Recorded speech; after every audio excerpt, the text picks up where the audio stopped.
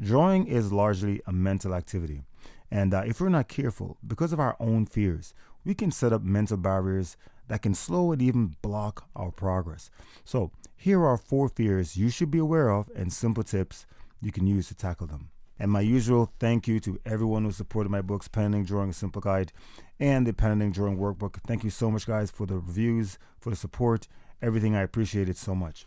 Now, I'm sharing this because I've struggled with my fears that impeded my drawing progress for some time. And in case you are too, I want you to know it's important to acknowledge them, to face them, and to believe that you can overcome them. Now, this often comes from self-doubt, allowing ourselves to believe we're not good enough, and setting the bar too high and being too hard on ourselves, and often overthinking embarrassment or shame if we make a mistake. I've learned to just say, so what? No one is perfect. The world and my life won't end. At least I'll learn some lesson to get better. And if I don't try, I won't know. This is a tough one. Our art is a personal space.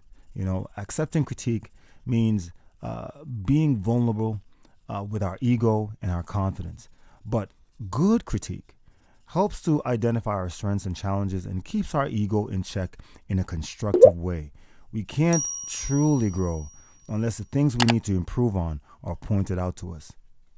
Now, this affects many students, feeling it's bad if you have to stop and start a drawing all over again.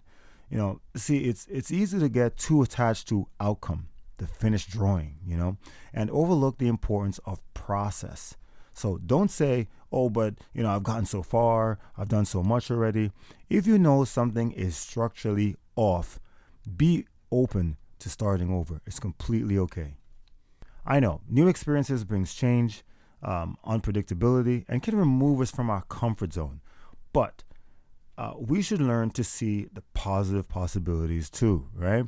Growth, new skills, new knowledge, and just new experiences, even if it doesn't work out. So don't overthink it. Just go ahead, try something new, whether it's watercolor, oil, ink, anatomy, even digital art. Change may be a great opportunity waiting. Now, of course, it will take some time to conquer these fears, and that's completely okay. The most important thing is that you're aware of them and you make a conscious effort to tackle them and celebrate the small victories, all right? So thanks so much for watching, guys. Go out and face those fears, and I'll see you in the next video.